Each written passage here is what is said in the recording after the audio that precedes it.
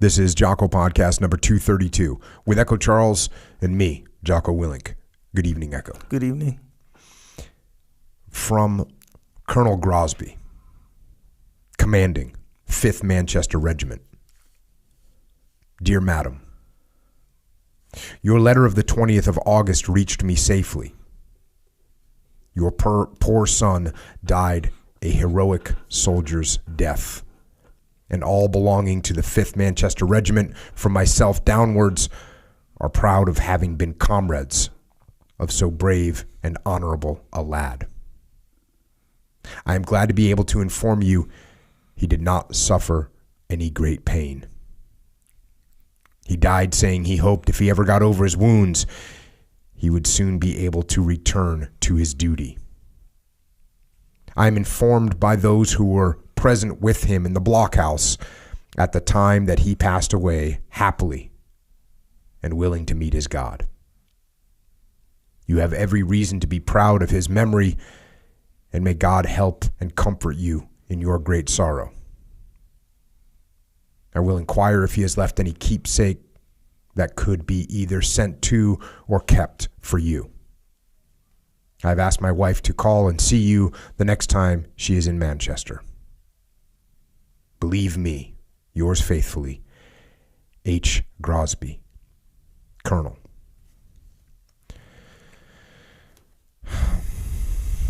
And that right there is a letter of condolence written back to a grieving mother in England during the Second Boer War in Africa, South Africa. And of course, the letter paints the picture of let's just say a kind of perfect, heroic death,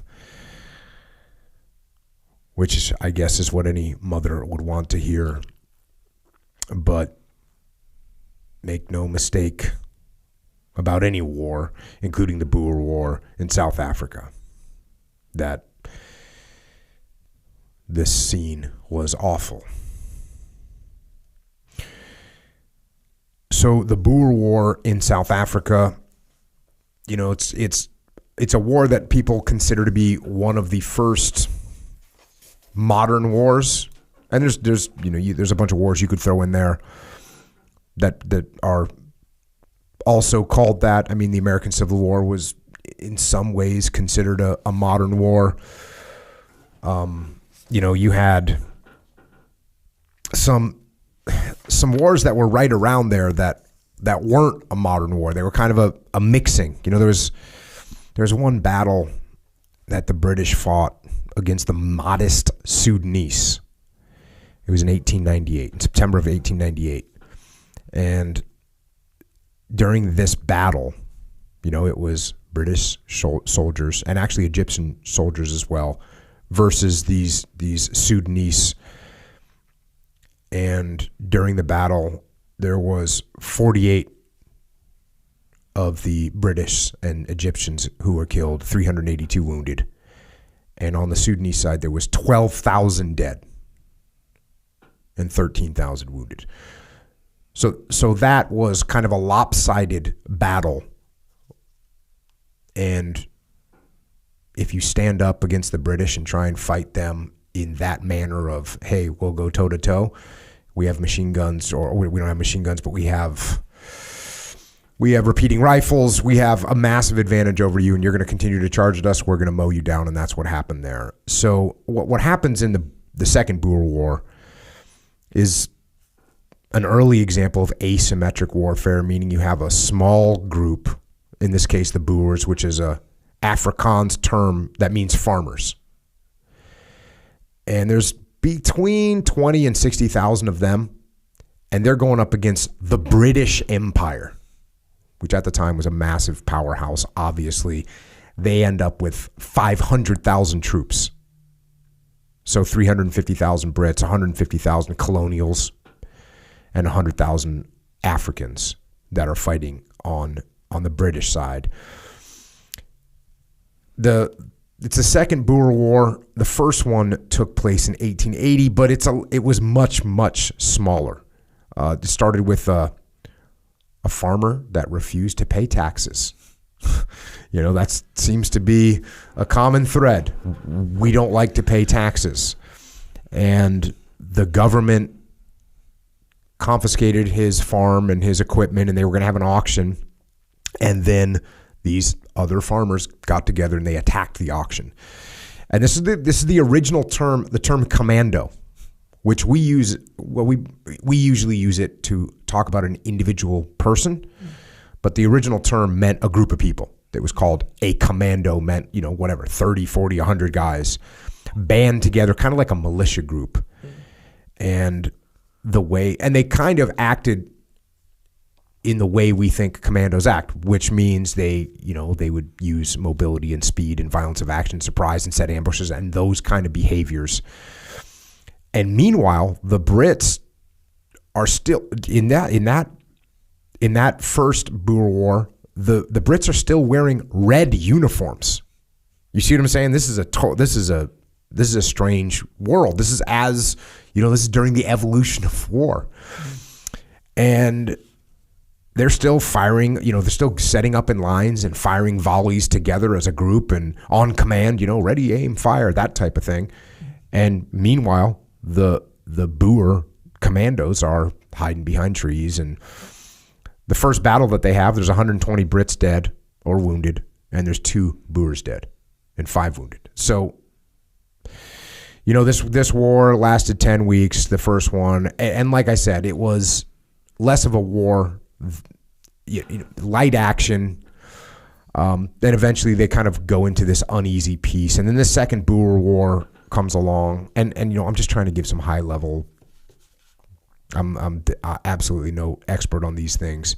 And I'm sure some people will let me know some things that I've gotten wrong. But the second Boer War is a fight between it's these allies, these new Boer allies. There's 2 new states that are formed. One of them is called, I think it's officially called the South African Republic, but I usually see it referred to as Transvaal.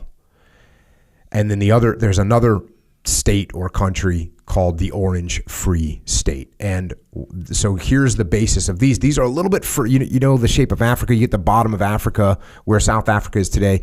You go inland a little bit. And what happened was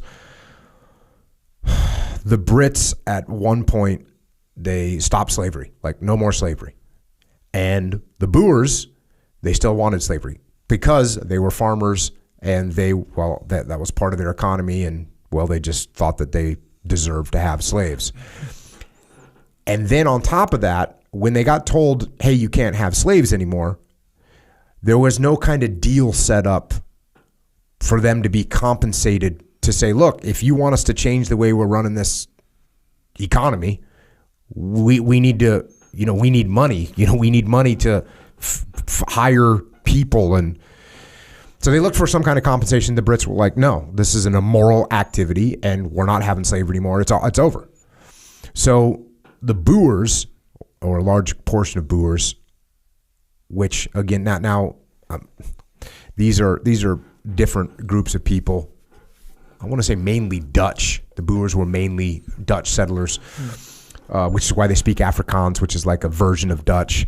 So about 15,000 of them leave and they march north. And so now they set up these 2 states where slavery is still allowed. And they kind of exist for a while in a relatively, in a relatively peaceful way. At least in terms with the British. Well, guess what they find in this land that they end up settling in? They find gold, they find diamonds. And this starts to, gold, diamonds, war. That's where it leads to. There's kind of 3 phases that this war goes through. In the first one, the Brits are unprepared. They're not ready for this. In the second phase, the Brits bring in massive numbers of people and supplies, and they kind of just war of attrition overpower the Boers. And then the Boers go into like full guerrilla warfare mode, insurgency mode. And then the Brits go hardcore, scorched earth. We're going to win. War of attrition. First ever concentration camps. I'm pretty sure that the term concentration camps comes from this war, because what the British ended up doing is saying, okay, we don't want to harm the women and children. So they took the Boer women and children and put them in these camps. Well, the camps were a total disaster, and 25,000+ women and children died of starvation and disease in those camps. And eventually, just through harsh brutality, the Boers were broken, and they surrendered in 1902. But from a perspective, from just a strategic perspective, if you think about this, it took 3 long, bloody, and expensive years for the mighty British Empire to defeat these kind of ad hoc commando units from the Boer side. And that's what they actually were. They would assemble, hey, all of us are going to get together. They would kind of elect who's going to run it, and then they would decide what they were going to do sort of by consensus. That's what these original commando units were. Winston Churchill, he worked as a reporter during this war, and he was captured. I think he was captured on a train. Mm-hmm. He was put into a prisoner of war camp. He escaped. I mean, that's kind of that's one of the things that made Winston Churchill. Mm-hmm. And that's also where he got this name commando that they started using in World War II. I'm pretty sure he derived the name for the British commandos, because their activities, their methodologies were going to be based on what the South African Boers did, what the South African commando units did. And he applied that name to the kind of the early special operations types troops in World War II. And there's another thing that I think about when I think about the Boers, and I think this kind of captures certainly an attitude that is prevalent in special operations forces and really in the military. And it's a saying. It's kind of wrapped up in a saying that the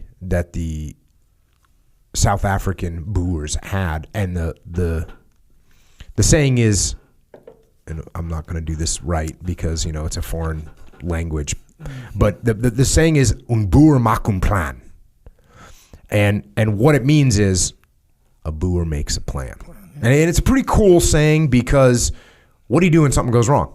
What do what are we going to do when something goes wrong? You know what we're going to do? A Boer's going to make a plan. We're going to figure it out. We're going to do something about it. We're not going to sit back and just let things unfold. That was their attitude. That's still their attitude. And of course, look, South Africa has been a place of a lot of turmoil. Apartheid.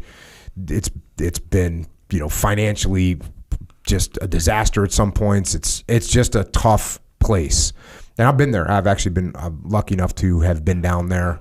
It's an awesome country. It's an epic country. The nature there is just unbelievable.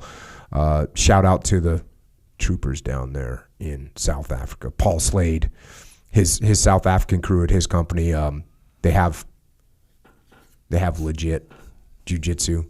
Shout out to Fight Fit Militia down there. And that was interesting.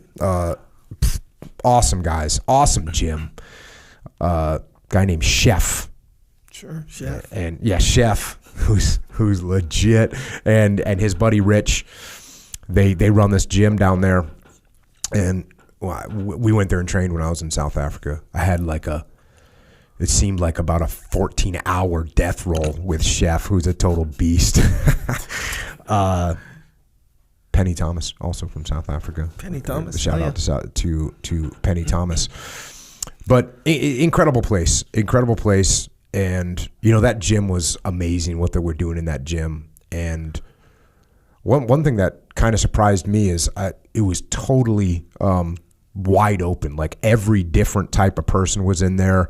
Rich kids, poor kids, black kids, white kids, just wide open. There's incredible atmosphere, and everybody freaking training hard. So if you ever are in South Africa, go check that place out. It's awesome. But ever since I went down there, and even before that, I mean, it's a war. If you know the root word of the word commando, you always think about what this was all about. And so there's, I'm always looking for lessons learned. There's a book called The Boer War and Military Reforms, and it's written by a guy named Jay Stone and another guy named Erwin Schmidl.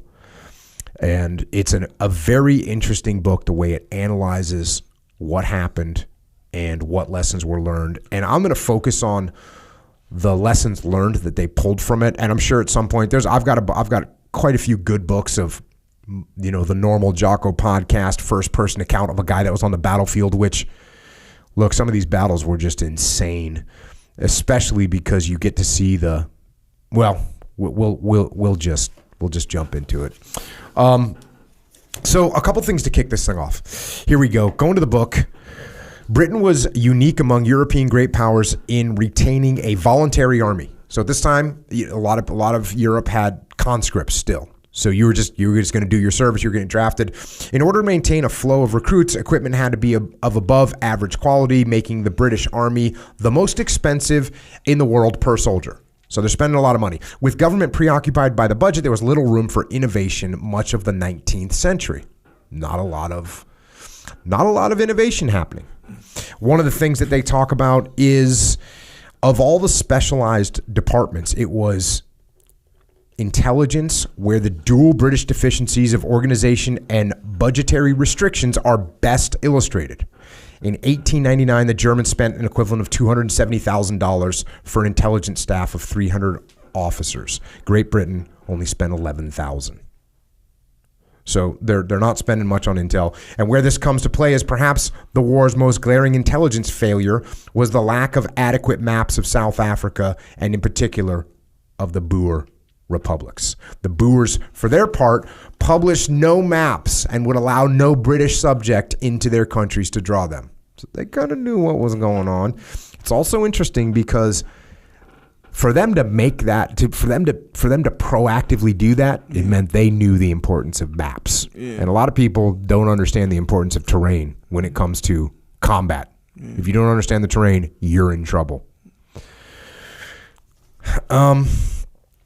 Here's a little cut of what the officers were like. A dandified, non-professional, polo-playing officer corps recruited from a narrow social base resulted from a system which was itself dependent on private funding for an officer's expenses. The army was suited to recreational life.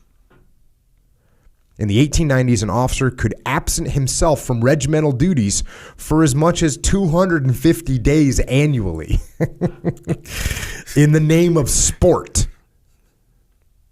I mean, I'm going to tell you right now, you get 30 days leave in the U.S. military. These guys are getting 250 days. Even when on duty, recreation was facilitated by making an officer's time his own after the completion of regular duties, usually about 9:30 a.m. While the ideal of sport may have been carried to an extreme, it perhaps helped develop the trait most often associated with British officers, their conspicuous courage. That virtue was to be indispensable for the attainment of rank, and the large numbers of Victoria Crosses won by senior officers attest to this fact. The officers' calm courage tended to radiate throughout the ranks. So this idea of these just totally brave British officers that are sort of, well, that's what they count on. They count on, hey, we're brave. That's how we're going to win. Continuing on, courage alone, however, did not produce good officers, for professional education and attitude were often lacking. Few officers were acquainted with foreign languages, and the writing of technical military studies was frowned upon. Think about that. You're the officer that's going to lead the military, and it's frowned upon to write about military subjects. Crowning proof of this is the fact that in 1900, Germany produced 50% of the world's military literature. France 25%, and Great Britain 1%.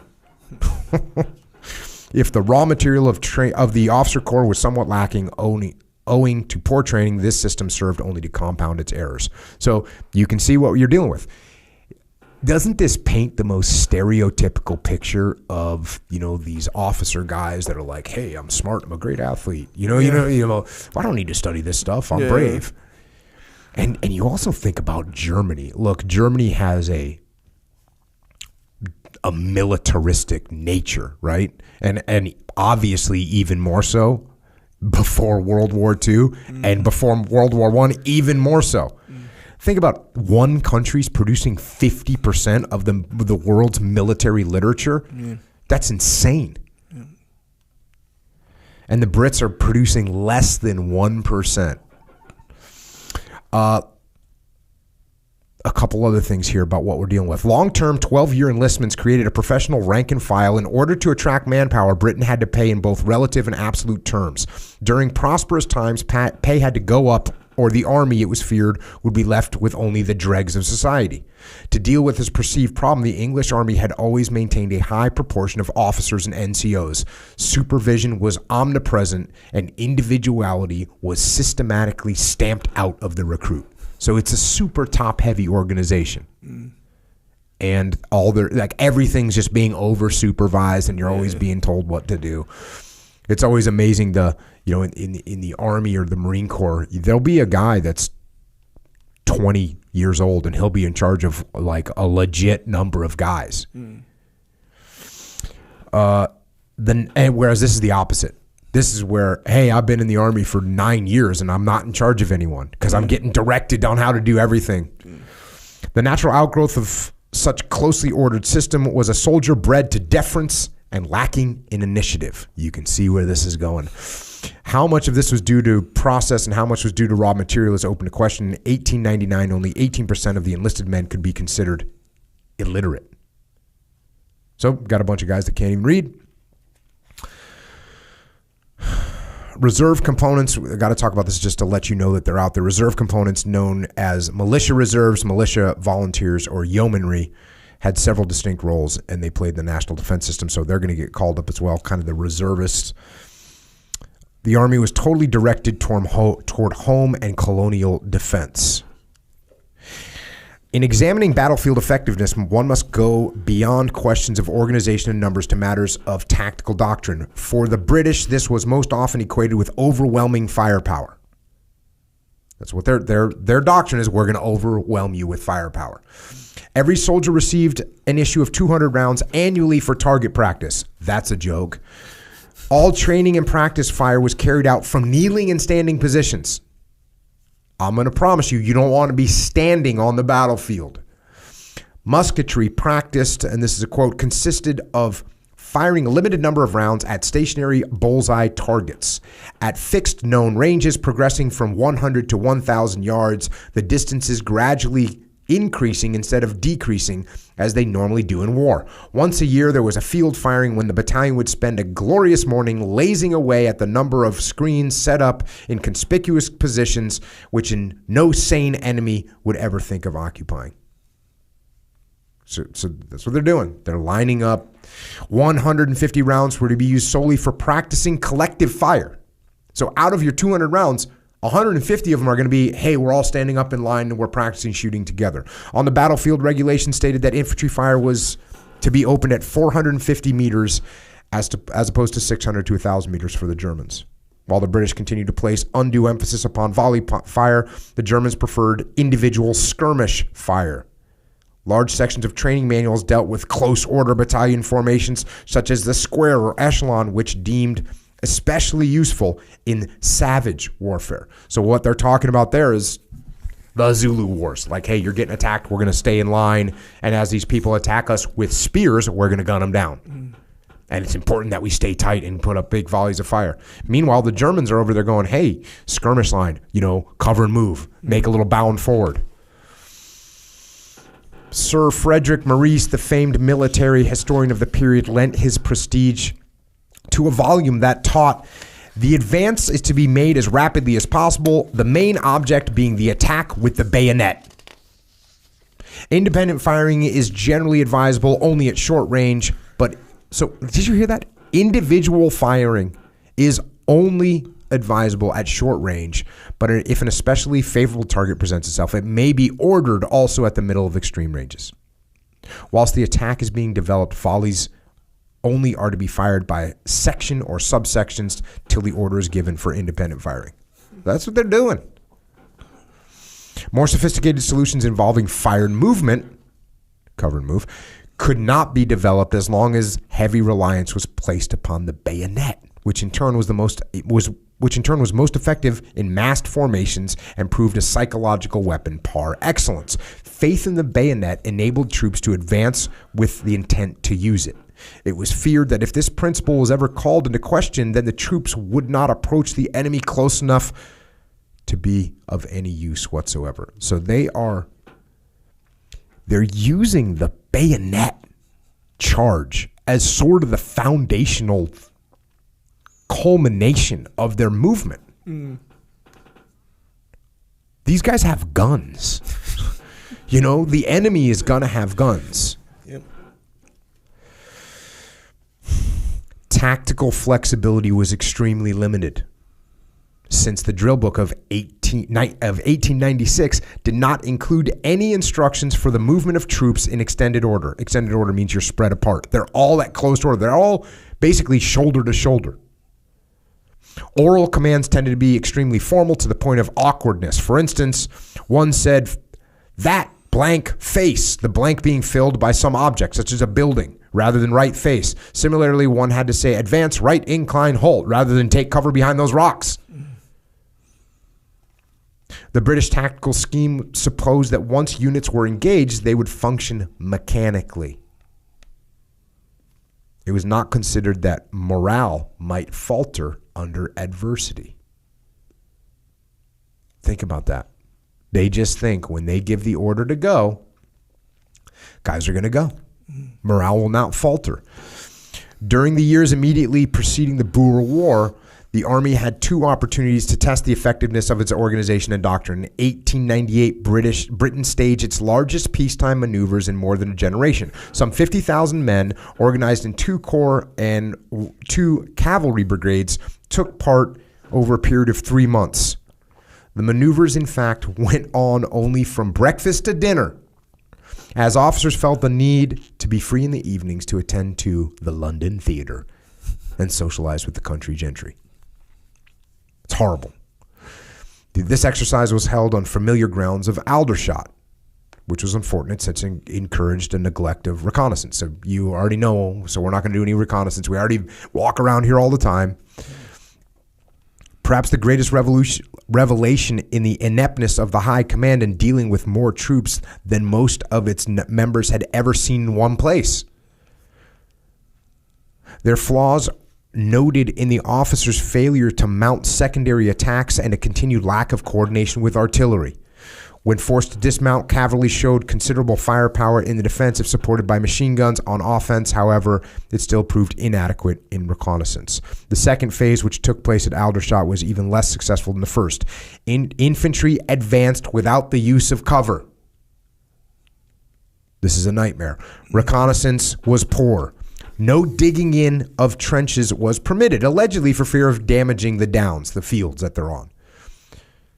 General Sir Butler, not having commanded troops for 12 years, ended maneuvers with a disastrous 1-to-1 assault after marching his command 14 miles. So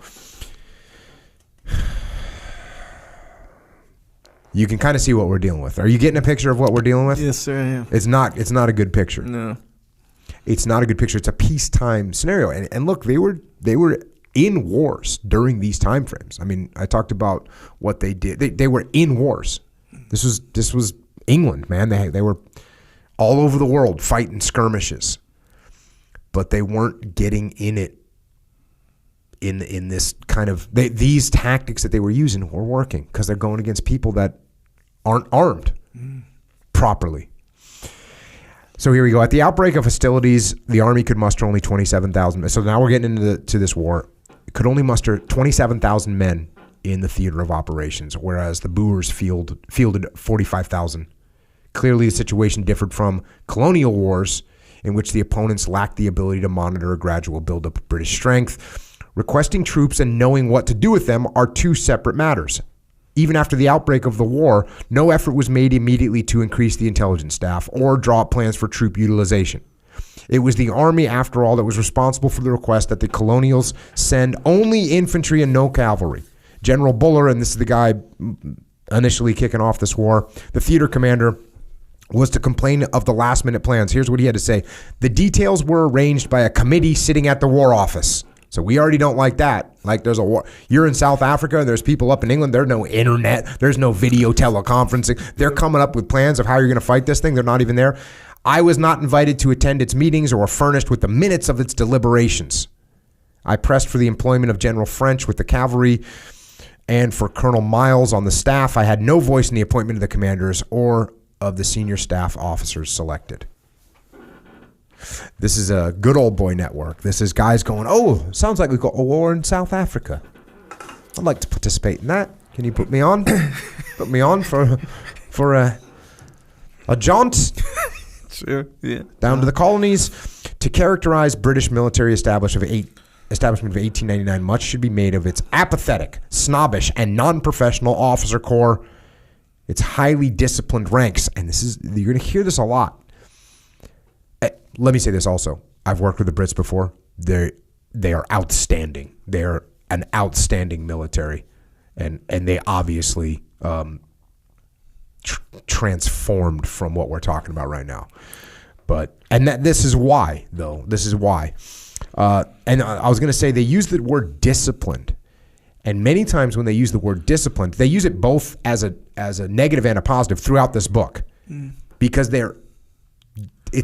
when they talk about the extreme discipline, it's like, hey, these guys weren't going to make decisions on their own. They were just going to follow orders. So they use that term there, and they'll also talk about how it was a positive in some situations as well, because they were disciplined soldiers that would make things happen.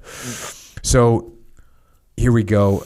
Like I said, apathetic, snobbish, and non-professional officers corps, highly disciplined ranks, and conservative, anti-militaristic milieu in which it functioned. How else to explain the Queen's Regulations of 1899, which found space for 71 regulations dealing with dress, and only 4 for musketry, and 1 for field training, while still noting that the troops should wear old clothes to maneuvers since the troops would not be anxious to buy new ones. You see what we're dealing with? Yep. And here we go. Despite these deficiencies, the world as a whole held the British Army in high regard in light of its long string of victories dating back to 1815. You know, they beat Napoleon. Right? They beat the world champ, you know? And so now they're the champ. The British themselves believed that the army was never in better condition, either as regards to the zeal and skill of its officers from the highest to the lowest, the training and discipline of the men, and the organizations of all branches of the service. That's their attitude. Can we say arrogance and ego? Yes, we can. Thus, expiration of the Boer ultimatum on October 11th, 1899, regarding a cessation of all British military preparations, held no major threat, despite the fact that the army would be facing a relatively modern foe for the first time.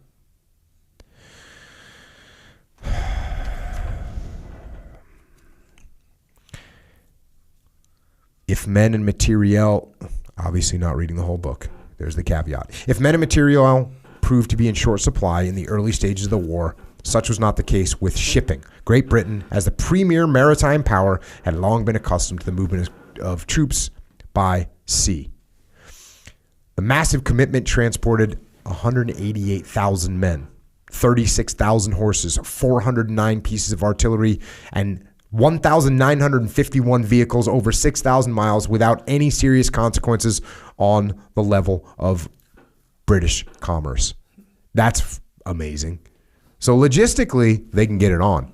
Yeah. The British Navy, the Royal Navy. Oh, you want us to deliver some goods? We're going to deliver some goods. Supplemented by reserves, militia, yeomanry, volunteers, and eventually colonials, the army grew to 4 times its original size. By the spring of 1900, the forces in the field actually outnumbered the combined population of Transvaal and of Free Orange State. Can you imagine you're going to a war with more soldiers than they have people? Yep. And it's still going to take you 3 years to get this thing sorted out? It's crazy. Yeah. Manpower of any sort was increasingly welcome in the later stages of the conflict. Free use of the Empire's entire manpower could not be considered due to certain philosophical constraints, which Captain A.E. Oppenheim voiced. We must never, this is just such a, I read this and I was like, wow, this is very interesting. Here's what this guy says, this captain. We must never depart from the cardinal imperial principle that the imperial army alone is privileged to meet any enemy at any time under any circumstances. We must never resort to free use of native armies of the empire. The white man, the ruling race, must bear the burden in the appeal to arms, must assert its superiority, and must do it willingly and sacrificingly, for therein lies the vital principle of empire. The day that sees the white man shrinking from his responsibility, that sees him shifting the burden complacently from his own shoulders to those of his subject races, will also see the doom of his imperial dominion. Now that's something that that definitely was interesting to me, because you think of these imperialists, you think of the British Empire going in, well, we got a bunch of whatever, we got a bunch of black guys down here in Africa, let's make them fight. Right. And here was this attitude of, no, that's not right. That's kind of crazy, right? It's interesting for sure.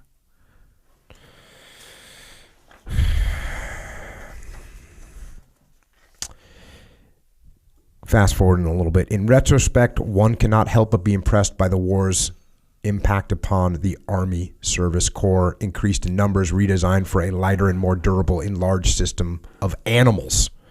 Furthermore, special bulk-oriented, faster supply columns were developed for cavalry support.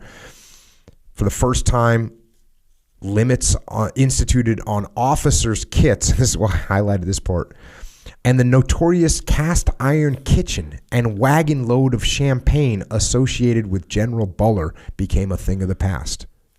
This is like some of the things that they figured out during this war, is that it's not smart to bring a cast iron kitchen and wagon loads of champagne. Mm-hmm.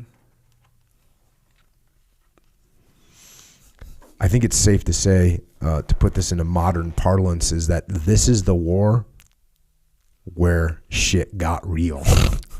I mean, think about the difference. You're going to war and you're thinking, hey, let's make sure we got our champagne loaded up. Yeah, so it's what is it? I mean, where does the attitude come from? Just the sheer numbers and history and what? History, man. They'd been running around, kicking ass for, well, since they said they're 1815. The British were just kind of dominating. Yeah. And we know what happens when you get that disease of victory. Yeah, champagne all day. Yeah, hey. I guarantee you some of these officers that they're talking about were thinking, oh, I'd like to go to South Africa. There's a little war going on. I'll go and get my adventure done. Yeah. Dang. And the thing is, here's the bottom line. I have this in the notes later, but imagine you're used to boxing, right? Mm-hmm. And you're going to box someone, and you roll in there, and you've trained to box, which means you're going to stand up and you're going to throw punches, and you're not going to kick or elbow or do a takedown, or you're definitely not going to do anything like eye gouge or maybe have something in your glove and shank someone, right? You're definitely not doing that stuff. Correct. Yeah. And by the way, so now you've been fighting under those rules. Yeah. For what is it? 85 years? Yeah. So for 85 years you've been fighting, and by the way, and winning. Because guess what?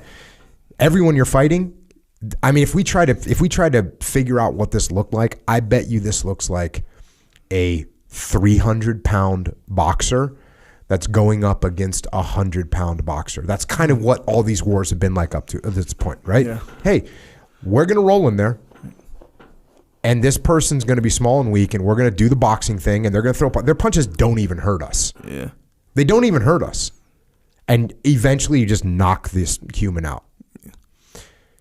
And then one day, not only do you come up against someone that's going to do double leg takedowns and nose chokes and arm locks, but they'll also shank you.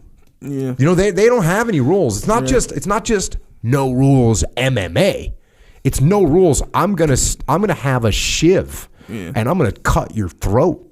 While, you know, ding ding, round starts. You know, I come out with a K-bar and stick it into your spine. That's what we're talking about. Yeah. So why did they have this attitude? Because for all these years they were the heavyweight champ.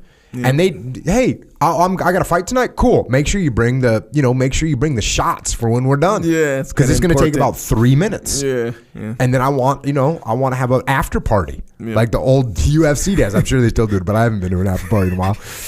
But that's what it was. Yeah.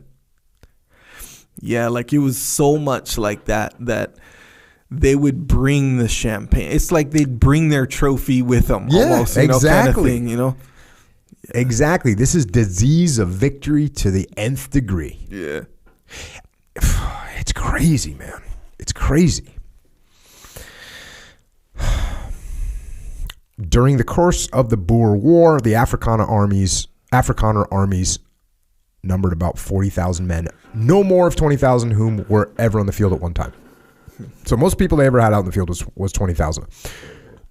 The question then is, how could such a motley force of farmers defy the British Empire for so long? One answer is, as a French observer phrased it, was simply the rifle of small caliber, rapid firing, flat trajectory, and smokeless powder. That's another big advance. You had guns that the gunpowder didn't make smoke anymore, which meant you could shoot and you could hide. Right, still hide. And you could continue to attack, and you wouldn't have the battlefield filled up with smoke. But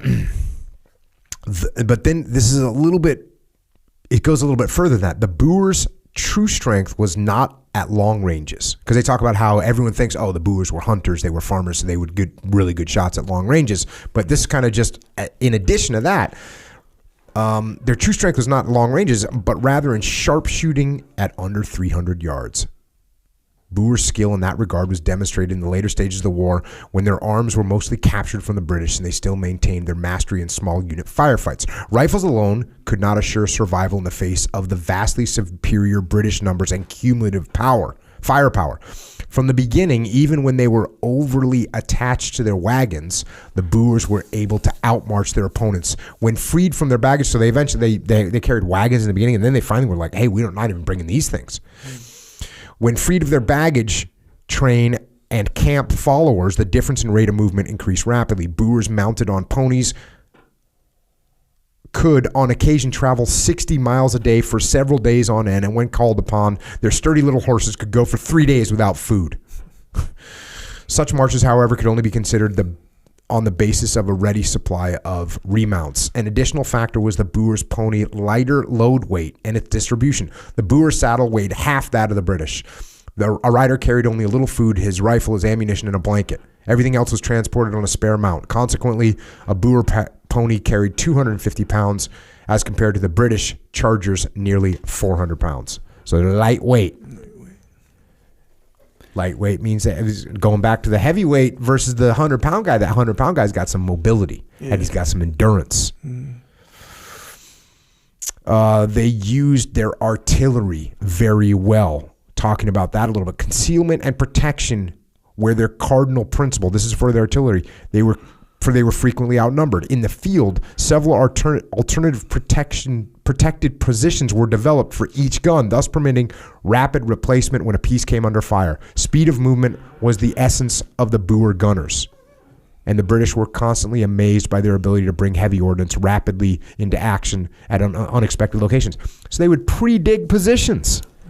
So as soon as they started taking fire, Because eventually when you're shooting, the enemy's going to see where you're at, or they're going to judge where you're at. They're going to start shooting at you. They would immediately move their gun into a predetermined position.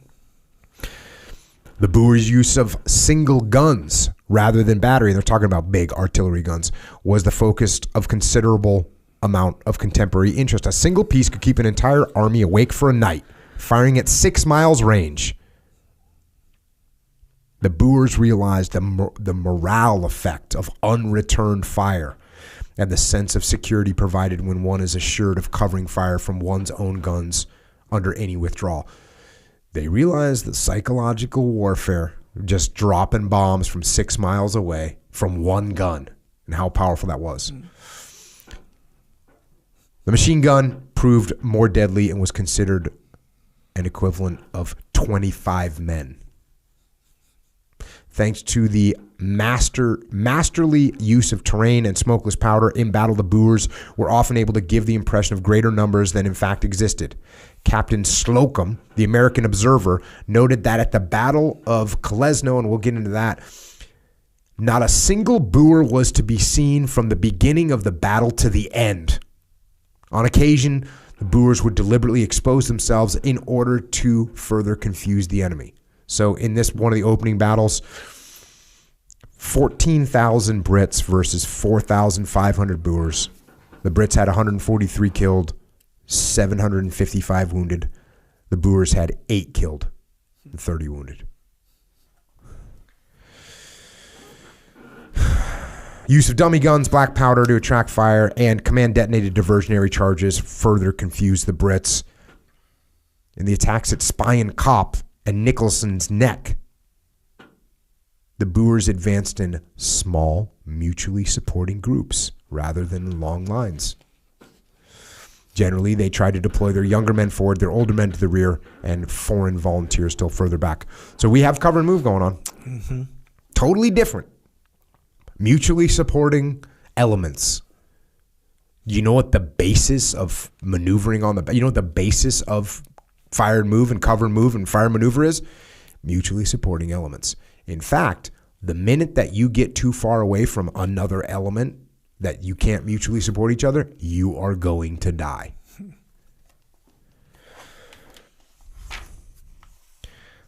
Pushing forward. By largely avoiding concentration and attack, the Boers forfeited the initiative and allowed British time to deploy. So this is something that the Boers didn't do well, is they didn't go on the attack. They didn't. I shouldn't say they didn't go on the. They didn't press the attack. So they'd get an advantage, and they wouldn't take advantage of the advantage that they had. Mm. When they could no longer extend their lines beyond the British flank's conventional fighting ended. Inevitably, the advance of the British and ceaseless Afrikaner retreats took their toll on the Boer morale, and with the fall of Komati Port, and the war seemed over. Unable to contend frontally with massive British armies after the fall of Bloemfontein, the Boers resorted increasingly to raids in order to divert forces, threaten communications and supply, gain information, alarm the countryside, disrupt mobilization and concentrations, devastate enemy-held lands, and release prisoners. So that's the mode that they went into. That's straight-up guerrilla warfare. For the Brits, war soon degenerated into a ceaseless pursuit of an elusive foe. They were all too frequently caught unawares by Boer commandos doubling back and attacking. Favorite Boer ploys were setting grass fires to slow pursuit or riding parallel to supposed pursuers, dismounting, firing, and falling back. Boer organization and war plans are also subjects of importance. Upon call, every male citizen was responsible to present himself with 10 days' rations, a horse, a rifle, and 30 rounds of ammunition. So this is how the Boers were set up. Men were organized into commandos based on electoral districts, although they were free to change units at will. This is total decentralized command. A commando would have anywhere from 300 to 3,000 men. Command was vested in field cornets, elected one per ward. Since command was election, most new actions were undertaken by consensus. Such a system could not long survive in warfare. And this is massive decentralized command, and it's actually decentralized command to an extreme that becomes ineffective. And oftentimes they end up not being able. That's one of the reasons why they couldn't coordinate attacks to work together and be like, okay, the enemy's on the ropes, let's go coordinate and crush them. They wouldn't quite be able to pull that off. You know, they would deal with consensus like, hey, well, I don't agree with that idea. Well, we should wait a little longer, and so they don't take action. So there's the dichotomy of leadership. Decentralized command is great, but you can take it too far. If the three, this is where I was talking about earlier, if the three capabilities of any army are its marching, marksmanship, and discipline, then it is obvious where the Boers' fatal flaw lay in its lack of discipline. For without discipline, there can be no coherent attack. The Boers so valued their own lives and increased power of the defense that they tended to forsake the tactical offense. This lack of aggressiveness was evidenced in their proclivity for sieges. At Mafeking, they outnumbered Baden-Powell's force 10,000 men to 700, but they didn't attack. They had 10,000 against 700. Hey, we're just going to hold. Siege warfare. We're just going to sit here and wait you out. I mean, if I have 10,000 against 700, we're coming to get you. Yeah.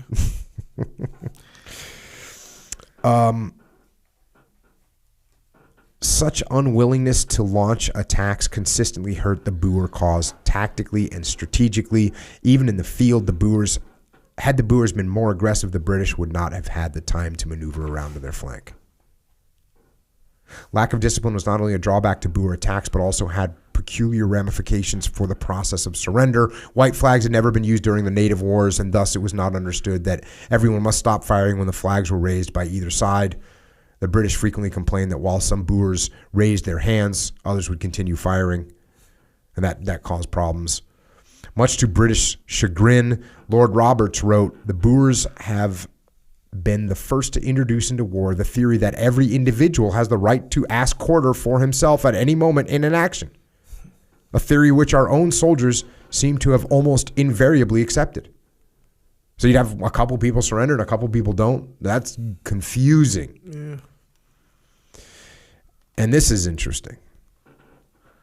The Europeans never understood the Boer philosophy of inflicting damage and then escaping into the veldt, which is like the open field, into the bush, basically. To a burgher, and the term burgher in this case, it's basically the white citizens down there that were in control. To a burgher, no position was worth dying for. If he could not retreat, he would surrender. Naturally, some might feel that horses only complicated the Boer's position. When kept to the rear and out of artillery range, the burgher was capable of neither escape nor pursuit. The Boers seemed insecure without their horses and yet were incapable of dealing with cavalry when mounted. So this is something that comes up a lot. You know, you had these Brits where they look at, the code of honor, and they're not going to surrender, and they're going to fight to the death, and they're going to hold positions if ordered. And then the Boers are kind of like, hey, why would I stay here? And if I'm not just going to die on this hill, if we're going to lose the hill, I'm going to stay alive. I'm going to surrender. So what you end up with is a really fluid element, and you end up with a really rigid element. As commander-in-chief, Buller violated one of the cardinal rules of warfare, and this is kicking off the war, by dividing an inferior force faced with a more mobile enemy operating on interior lines. So one of the first things that this guy Buller does, and interesting, it's not in this book, but I read it in some of the other literature about this. This guy Buller was like an old guy. I think he was 59 years old, and he was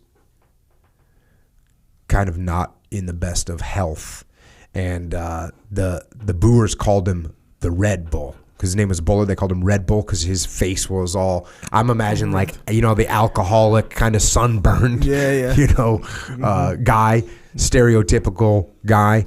That's what he was, and so they kind of made fun of him. They called him Red Bull, and he had some issues, man. And this whole thing kicks off in this thing that they call in the British military the Black Week, because they took massive losses not just in personnel, but on the battlefield. And even when they might win a battle, they're losing so many people because they're winning battles at a massive casualty rate. So now it's starting to talk about the problems, the British Army problems at the beginning of the war. And it says you just need to look at how the various major commands were set up in the early part of the war. It says, by the Battle of Gretton, November 25th, 1899, the British had a 4-1 superiority, but it had come to respect Boer firepower. In this case, an attempt was made to pin the enemy frontally with infantry, while a well-spaced column of the Naval Brigade was to attack the Boer right. The tactically flexible Boers advanced to delay the pinning forces while converging their fire on the Blue Jackets as they bunched up to ascend the slope. Despite suffering 50% casualties, the sailors broke through, supported somewhat belatedly by overwhelming numbers of infantry. Again, the burghers evaded pursuit. The British still believed in their system's superiority and overlooked then inflexibility of their open order tactics. The disproportionate nature of losses was still unclear. So they win this battle, but they take 50% casualties. And one of the things that they say is to cover up the low number of Boer casualties, stories circulated that the Boers had run away carrying their dead and wounded. In reality, men rarely stopped to pick up their dead when they're being overrun. So the British kind of patted themselves on the back and said, well, the Boers just took their dead with them. That's why there's not many dead bodies here, even though we have a ton. Mm-hmm. I apologize to everyone in South Africa for my annihilation of all these words. Paul Slade, I apologize. At the Battle of Modder River, the British once again fell victim to poor reconnaissance. Methuen, so there's one of the major players here, this guy named Methuen, a British guy, expected that the Boer positions would be on the far side of the river, utilizing the high ground and a village as a defensive line. Instead, De la Rey elected to place his men on the forward bank of the river in well-camouflaged positions. Emphasis was placed on grazing fire over the flat veldt, while artillery ranging was aided by strategically placed white stones. Oh, that's mean. So they set up visual targets that they could see and know the ranges of. Oh, that's nasty. From trenches, the burghers could see 3 miles into Methuen's rear. As the British troops approached the river, the Boers opened fire, pinning them to the ground. Uncoordinated advances increased the slaughter. Boer gunners, concealed 200 yards forward of some buildings suspected of harboring them, wreaked havoc on the dense British artillery formations whose batteries had been withdrawn to 1,400 yards to escape the murderous rifle fire and artillery fire. Charges were impossible when men had to crawl at 1,200 yards, and no one could safely ride horseback within 2,000 yards of the front. So what happened here, let me break this out a little bit. You had the British advancing in an open field. The Boers let them get close enough so that they could start killing them with rifle fire. When they get close enough and start killing them with rifle fire, which is, probably 400, 500, 600 meters away, they start running away. As they're out of range of the rifle fire, what comes in? Artillery. Predetermined artillery positions by white stones that they've laid out there. This is crafty. However, persistent pressure on the left flank finally carried the river line and bought the British another victory at a disproportionate loss. So eventually they get it done, right? They have enough people to get around to a flank and they get it done. The British Army of 1899 had in reality stumbled into World War I type of battlefield. The question remained as to whether it was to be treated as an aberration or as something new. It seemed easy to blame the near disaster on faulty maps, poor reconnaissance, disregarded information on Boer reinforcements, and general misunderstanding of their intentions. So isn't that interesting? Do we say, hey, that didn't seem to work out too well? Or do we say, we didn't have good maps and our reconnaissance wasn't very good and that we didn't expect this from the Boers? That's not taking extreme ownership. Mm-hmm. That's blaming everything else, not us as leaders. Methuen hoped to cover his advance by means of heavy preliminary bombardment of the heights. So now I'm fast forwarding a little bit, but the Boers would set up. This is just, it seems so obvious right now, but instead of setting up in the perfect position, maybe on the crest of a hill where you like have total high ground dominance, they'd put a little distraction up there and they'd set up in a different position, maybe lower on the hill or in the military crest, maybe a third of the way down the hill or whatever. So as the Brits attack and they start bombing the top of the hill, because that's where they think they're going to be, they're not there. Under a driving rainstorm, the Highland Brigade quarter column set off for Boer positions, only to be discovered a few hundred yards from the Boers' real positions. Within 6 minutes, an estimated 650 men lay dead or wounded on the veldt. For the rest of the day, the survivors suffered horribly as they were pinned down by fire, baked by the sun, and ceaselessly attacked by the ants behind whose nests many of them hid. By mid-afternoon, the brigade was in a rout. Defeat was clear-cut. Had Methuen waited another day for the weather to clear, he could have used his balloon to explore Boer positions. Too much faith had been placed in shrapnel. Another thing, I didn't talk about this, but the Boers would dig really good positions. They would dig in. They would set up on these hills and they would dig in, and they kind of described what they would dig in. They would dig in really deep foxholes that actually had a little kind of roofs on them as well.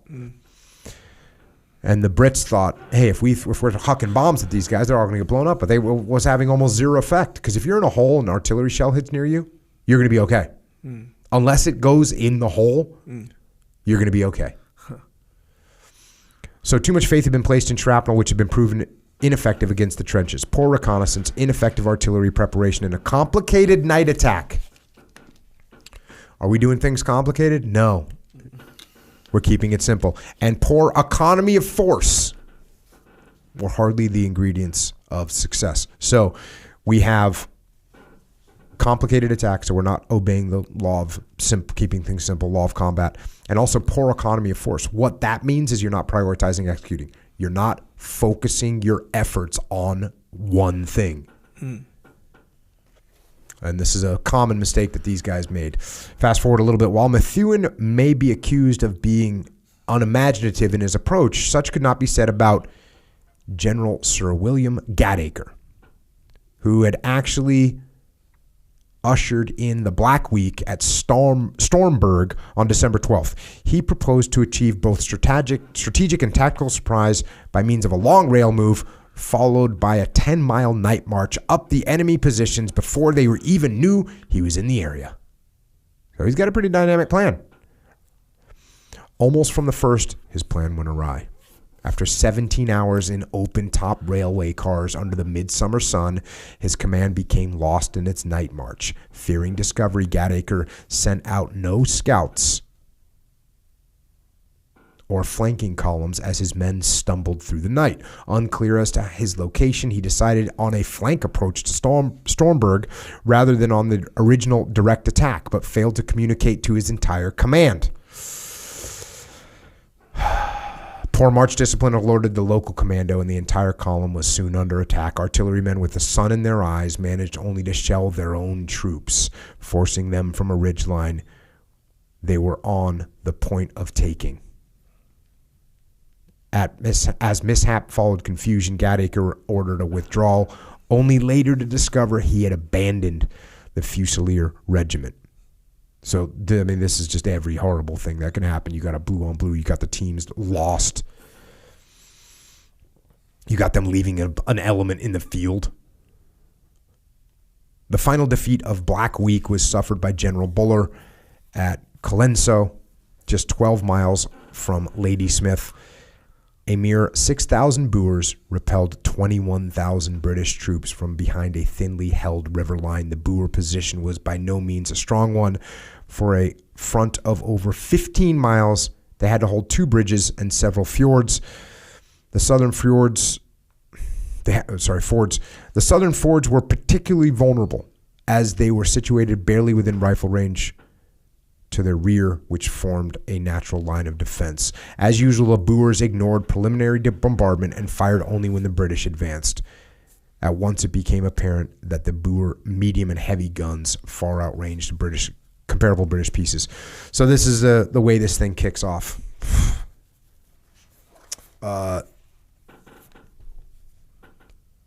Hilliard's attack went off first, and it was supposed to be closely supported by Colonel Long's field artillery. The 1889 drill book recommended that unsupported artillery not move closer than 1,700 yards from the enemy. Without notifying anyone, Long advanced to within 700 yards and unlimbered in close order. Unlimbered is when you detach your weapons from their, like your big guns, you have them on wheels, you detach them. It's unlimbered. Unlimbered in close order. Although this tactic worked in Egypt in 1881, here his gunners were shot to pieces by Boer riflemen. Later, Long would claim he had intended to unlimber it over 2,000 yards, but had been deceived by the night, so he's making excuses. Buller was one of the most popular and personally brave commanders in the Army. He was actually a recipient of the Victoria's Cross, of the highest award. His care for men was legendary and closely entwined with his reforms in the Army Service Corps. However, his preparations were overly meticulous. And in the midst of the South African summer, his wagons carried greatcoats for the infantry. Got to keep these guys warm in South Africa in the summer. Despite his concern for his men, Buller had proved a poor troop commander who attacked with little knowledge of terrain or enemy dispositions. His command control was inadequate, orders imprecise, and the withholding of 2 brigades in the face of a vastly outnumbered enemy was unprofessional. This guy's making all kinds of mistakes. The defeats of the Black Week collectively had a greater impact than Dunkirk. Britain, at the peak of her powers, had been mauled by a nation of farmers. The insularity of decades was shattered. Latent foreign animosity revealed itself in the international press. Yet the nation rallied to meet its moment of crisis head on as thousands volunteered for service. Lord Roberts had been appointed to supersede Buller when the latter, in a fit of post-defeat depression, had signaled General Wright that he might consider surrender. Shaken by his demotion, Buller resolved to attack anew before Roberts' arrival by means of turning the Boer right flank. So this is just like, I mean, can you imagine what the whole scenario is like? This he's saying, I'm going to surrender, and then he flies off the handle and goes, no, I'm going to attack. Mm-hmm. I mean, we're just talking disaster. Mm-hmm. Emotional disaster. The whole world knows that you just got beat by a bunch of farmers. I mean, you're the heavyweight champ. And you just had a guy show up in a whatever. He's weighing in 120 pounds. You're 300 pounds. Wearing basketball shorts. Yeah, he showed up wearing basketball shorts, barefoot. Yep. And he kicked your ass. So he goes to try and make this happen. Some 1,700 men were to assault a hill 1,740 feet high in the center of the Boer position. The rest of Buller's 20,000 men were to look on and do nothing. This is where you got to prioritize and execute. You understand that? Prioritize and execute means you're going to take your resources that you have and you're going to focus them on getting something done. Mm-hmm. Instead of saying, well, I'm going to keep reserves over here, I'm going to keep reserves over here, I'm going to send, and I'm only going to send 1,700 people to take a 1,700 foot tall hill. I got 20,000 people. Mm-hmm. This is a no-brainer. Mm-hmm. You want me to take that hill? That's my number one priority? Cool, watch this. The Boers had neglected to occupy much of its key position, but the British failed to make the most of the opportunity, inaccurately exploring or enhancing it. So they get the hill incorrectly sited. Shallow trenches were dug by 20 sappers, while over 1,000 men lay idle. So they get this hilltop, and I got to continue it. Normally, a battalion was allocated 70 spades, but they had been left behind in the ascent. Colonel Maurice complained, somehow our soldiers, by dint of perverse training, have imbibed the idea that there is something cowardly and sneakish about sitting behind cover in the field. Or at any rate, if they have to get into trenches and works, it is the Royal Engineers' province to provide these defenses. So these guys got up on top of the hill and were like, hey, there's 1,000 soldiers on top of the hill. There's 20 people, 20 engineers to dig. And they sit back and watch. A, because they think it's cowardly, and B, they think that's not my job. Yeah.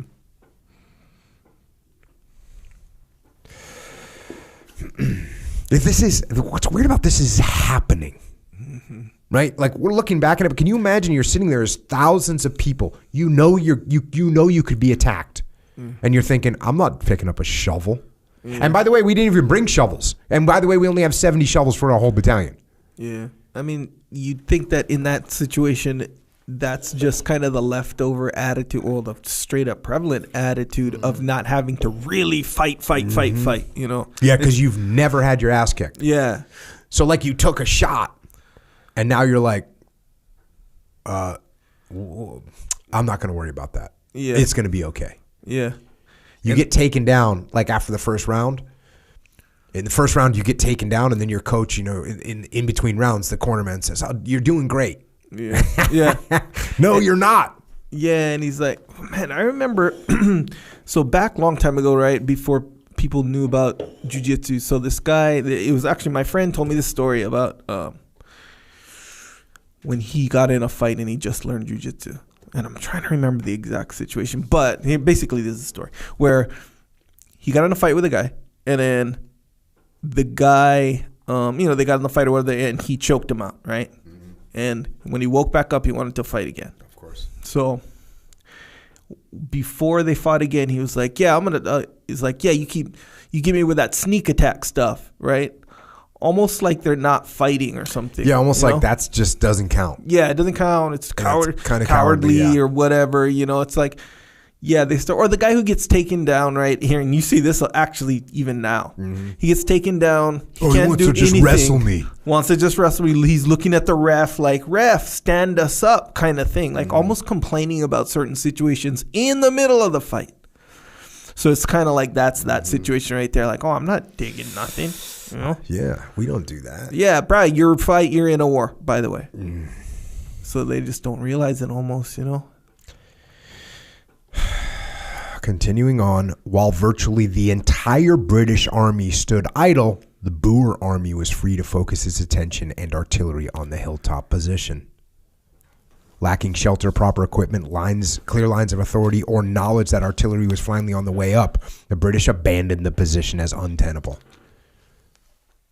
This is farmers. The superiority of the individual Boer marksman and the inadequacy of the British small unit tactics was never more in evidence. Throughout the day, one brigade had carried the fighting, one demonstrated, and 3 stayed in reserve. A further testament to poor tactical use. You had 3 other brigades. 5,000. I'm guessing it's, normal brigade might be like 5,000 people. That's insane. Buller's qualities as a commander were in many ways indicative of the army. He did not know when to draw the line with his subordinates. And this is interesting. One of his subordinates, Hart, was still marching his men in quarter columns at the Second Battle of Colenso, despite being told not to. Another guy named Warren was allowed inordinate freedom, despite compromising the entire battle. At other times, Buller interfered with poor results, such as at Twin Peaks. He lacked a sense of terrain. Insufficient perseverance, time and time again, robbed him of victory, as did his hoarding of reserves, as if his troops were 18th century professionals. At the First Battle of Colenso, only 4,800 men out of a force of 21,000 were engaged at any one time. And at Spion Kop, 3,000 men out of 24,000. Staff problems bedeviled his battles. Chain of commands were unclear, and artillery was frequently misplaced or uncoordinated. In addition, strong-willed and ambitious subordinates such as Warner, Long, and Hart were difficult to control. Buller came to appreciate the value of cover, rushes, and creeping barrages, and according to Maurice's official history, was the originator of curtain fire at the Second Battle of Colenso. He now used, so these are some things, he started catching on a little bit. He now used mounted troops as a maneuver element on the flanks of infantry. That's a good idea. The new battlefield involved protracted firefights along extensive front coordinated with precise artillery support and an incessant creeping forward of the infantry. Whereas Buller had taken several months and 3 major engagements to develop a counter to the Boer methods of warfare, Roberts, so a guy gets sent down to take his place. Roberts arrived in South Africa with his own strong preconceptions. An old India hand, he placed his faith in cavalry and mobility rather than firepower. Roberts had arrived in Cape early in January to find the army everywhere in retreat. Rather than create immediate political problems, he allowed both Buller and Methuen to stay in command, although with limited forces. This is like a little play in the game.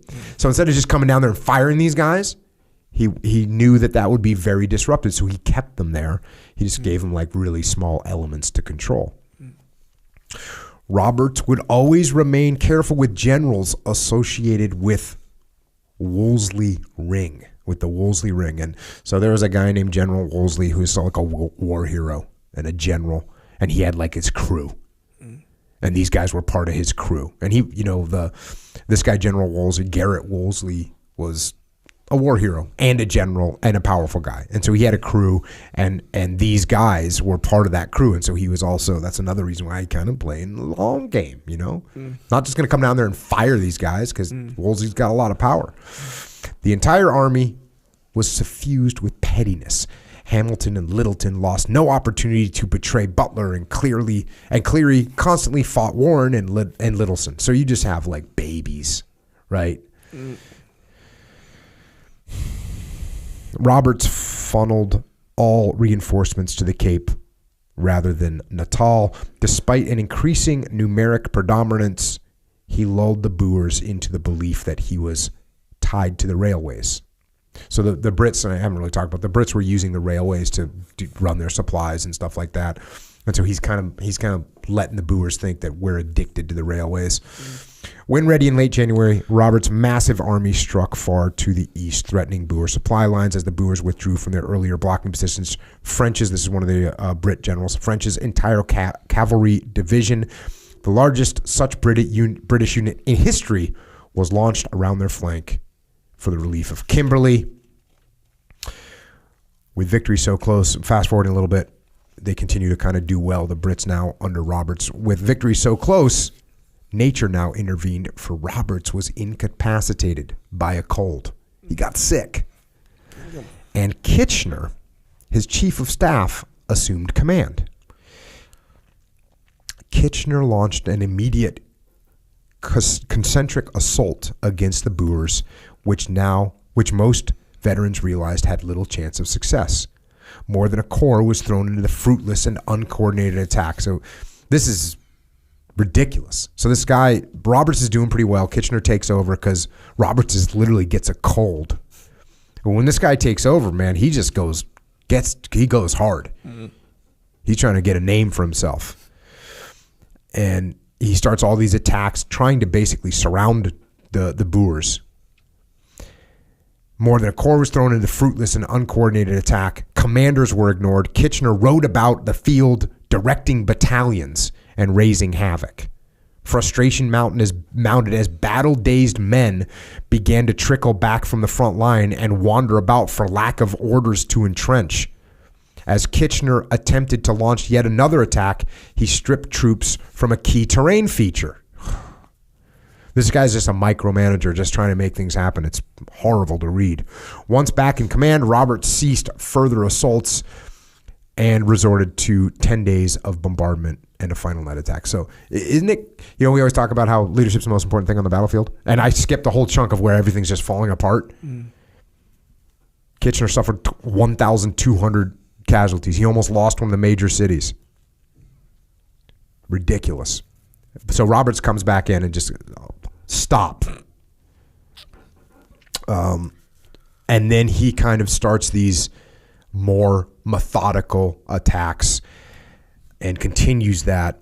The start and stop offenses of Roberts had but one objective: the capture of the Boer capitals, and with that, the presumed end of the war. Despite continued guerrilla attacks, Pretoria, the second Boer capital, fell on June 4th. The link-up with General Buller on July 4th signaled the end to all conventional resistance. By mid-December, Roberts had departed, and Kitchener was left in charge of mopping up operations. So that's kind of the overview of how it went down. At least up till that point. The most general examination of the British Army's performance in South Africa reveals flaws on virtually every level of command. Lord Wolseley, this is the guy I just talked about, the commander-in-chief, had been excluded as the field commander on account of his age. Army and royal politics, along with anti-India prejudice, served to eliminate various other candidates for the post, and General Buller rose to the top of the list despite his recent poor showing in maneuvers and lack of independent command experience. Although an able staff officer, like most British officers, he confused personal bravery with the ability to lead an army. This is just a common theme, and I'm not hitting as much of it as I should in the book, but this idea of the Brits that like personal bravery was going to be enough to win the day, it's so strange to badmouth that, right? Yeah. Because courage is, one of the most powerful characteristics that we can envision a human being with, right? Yeah. This ultimate level of courage and sacrifice.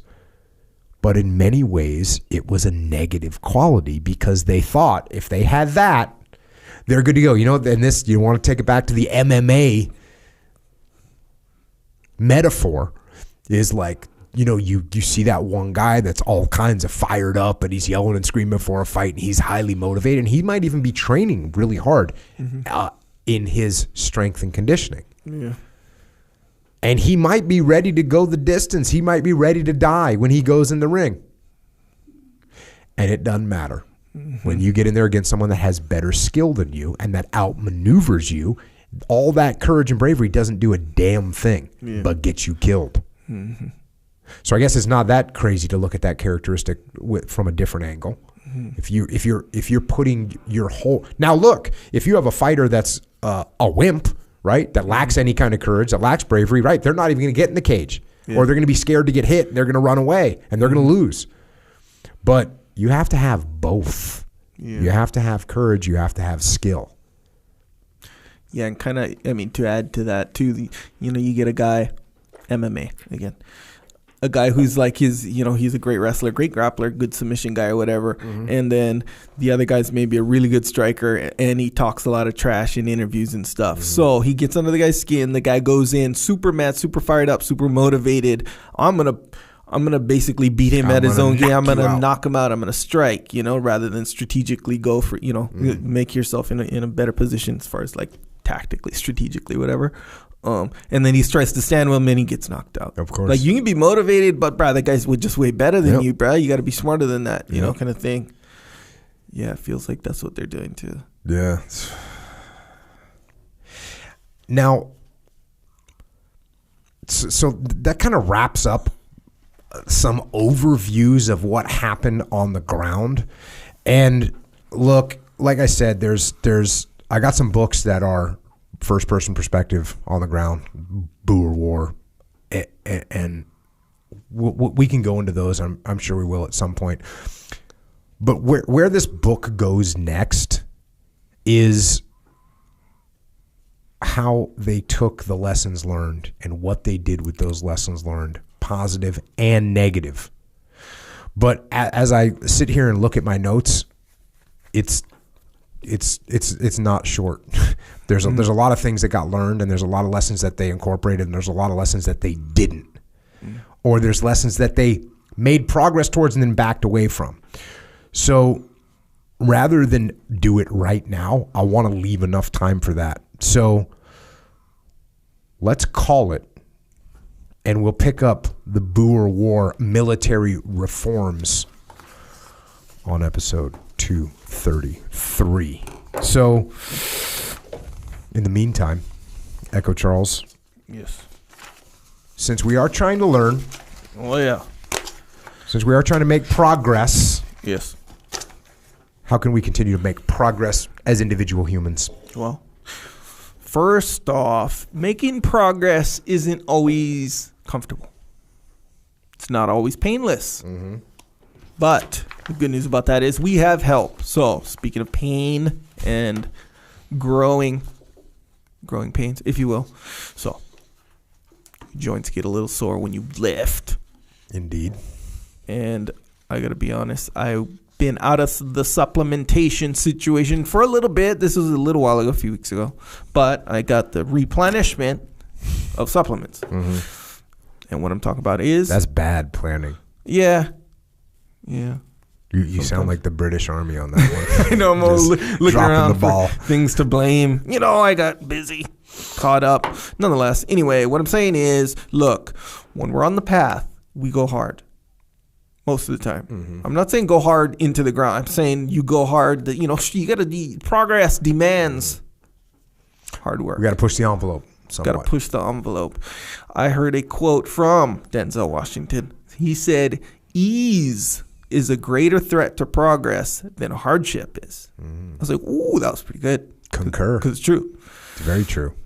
But through that hardship, you get joint pain sometimes. That's what I'm saying. Poor Denzel Washington. Sure. He worked his whole life to achieve this level of skill, and you just took his quote and turned it into your little personal advertisement for joint warfare. Well, that's what just happened. I more turned it into my personal. You know what? I apologize approach to you, Mr. Denzel Washington. Well, but we're going to let Echo roll. He'd be happy because I'm incorporating that into, how should I say, my daily, my life, my approach to life. How about that? Don't seek ease.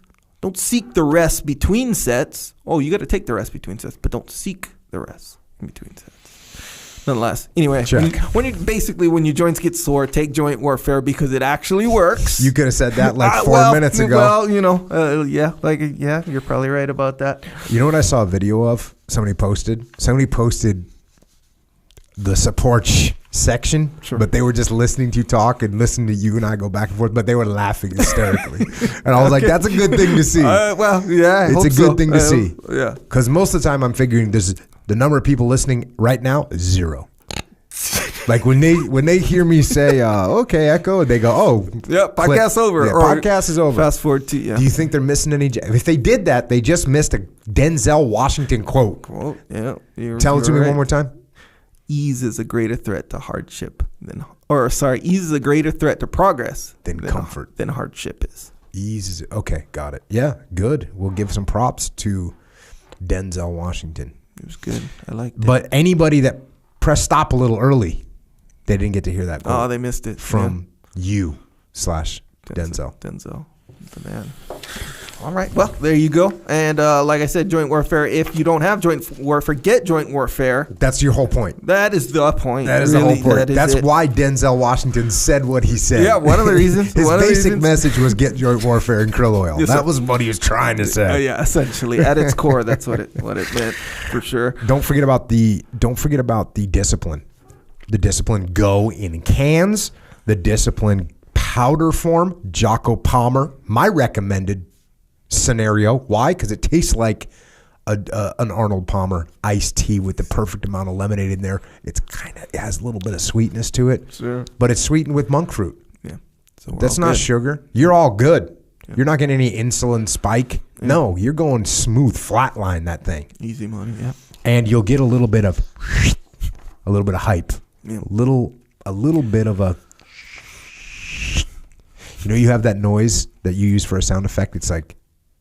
that high pitched like thing that's being prepared. What's the noise? There's a name. Oh, well, for there's it. two of them, but the one you're talking about is like it's basically like the old school flashes from a camera. It kind of feels like things are about to prep. Yeah, things are about to go off.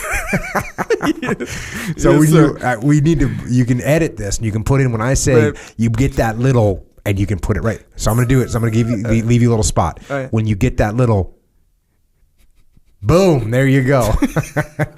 There you go, and that's the discipline go. Yeah. Imagine if you did all your CGI into the actual podcast, and I was talking about covering fire, and there was machine guns going off. Sure. That'd be the most popular podcast of all time. Like tracers coming between us. Yeah, that could be something. There'd be horses getting killed. You know how many horses got killed in the Boer War? It's crazy. Yeah. Crazy. Yeah, I would think so. I would think that'd be kind of the strategy in a way, right? What, kill horses? Times, get the horses. I think they're trying to kill the people. But we're trying to kill the enemy. The enemy horses, I guess, are right in there. Yeah. Stop their mobility. Right, and it's a big target. I don't know. Hey, man, I don't know. I've never tried to kill a horse, so, I don't have that experience. So what else we got? On the last milk. So speaking of milk, I made a milkshake last night. Details. Go. So I mixed dark chocolate and the peanut butter chocolate, right? Whatever, not much of a deviation. It's not like a mixed strawberry with, with it. Anyway, and so the thing is, I haven't had a milkshake in a while in front of the kids, and they don't, they don't know. They think I'm making some dessert thing, and so they're like, yeah, I want some. So I'm like, cool. And I give them some. They drink the whole thing. And this is regular milk, too. Can you imagine, you can just give your kids something that makes them so strong and healthy, and they think that you're just a great dad. Like they scored. That's literally what I thought. They were looking at me kind of like, can we actually have this? Because it was big. And, they're two kids. You're drink the whole thing. No, I wasn't taking it back. I wanted to because, it was mine. But at the same time, I was like, yeah, man, have at it. Because it was just so, it brought so much happiness. Did you see your son starting to get a little bit jacked? when he got done, was he just like, oh, yeah. Yep, that's just the way his body is. Drink one milkshake, boom, jacked. That's a guarantee. That's actually, now it's guaranteed now. Yeah. Now we know it's been tested. Yeah. Your son is now jacked. Yes, sir. He is. How old is he? 3. 3 years of just jacked from the milk. Get some milk. Get some Warrior Kid milk. Get some Jocko white tea. You can get all this stuff at the vitamin shop if your vitamin shop opens up. Jocko Fuel. Yep. That's what it's called. That's what it's called. Apparently. Yes. Also, what we're doing is jiu-jitsu. Okay. Look, varying levels of participation in jiu-jitsu right now. I understand. And I think it's going to slowly by slowly. There's tournaments going on. Yeah. So, hey, that's something. Some people are making it happen. That's good. So, anyway, we're doing jiu-jitsu. We're starting jiu-jitsu. We're continuing jiu-jitsu. So when we do jiu-jitsu, we need a gi. You get an origin gi. We already know that 100% because they're the best gis. Straight up. That's the primary situation. Factually. As you like to say. Proven. Yep. And they happen to be made in America. Actually, they don't happen to be made in America. Is there a problem?